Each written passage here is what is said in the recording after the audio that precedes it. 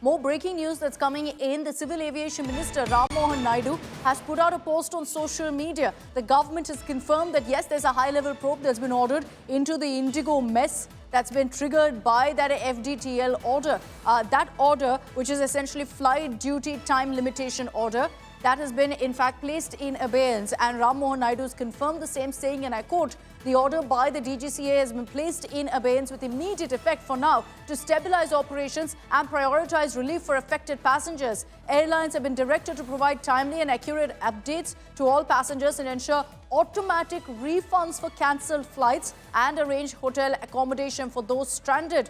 Not really happening on the ground. There are multiple passengers who've told us that they've not received a refund. They don't know where to go. There's been no accommodation whatsoever.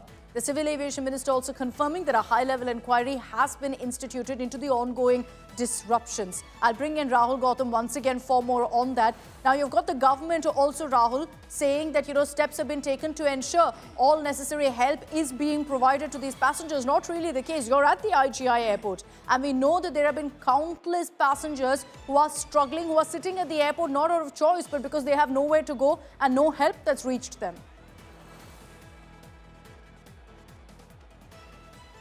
Absolutely, and in fact, there are passengers. There were actually passengers. Now they're being moved away. Who were sitting here since morning, and in fact, many of them were actually clueless, saying that they've not been, fully informed, or they're not really able to, being guided as to what, one has to do after the flight has got cancelled. And I was telling you earlier, also many are trying to take alternate routes, but then, surge pricing is something which is actually making it extremely difficult for them to take flights, because the prices have gone really, really high. And also, as you rightly pointed out, that imagine if this situation is going to be, improved in 5 to 10 days, obviously it's going to make, people's, woes more concerning. And obviously the government must intervene at the earliest, given the fact that there are not just at Delhi airport, you'll find similar scenes all across, the country, from Chandigarh to Bangalore, from Chennai to Kashmir. So this is what is actually seems to be aggravating.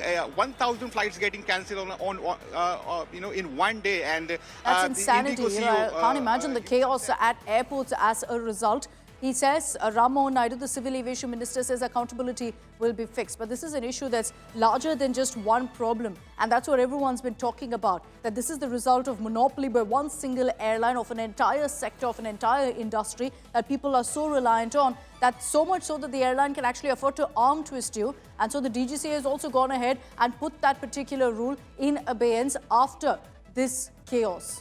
Too little, too late. There will be questions about what really needs to be done over the next few days to address the crisis at hand. Thanks very much, Rahul, for joining us.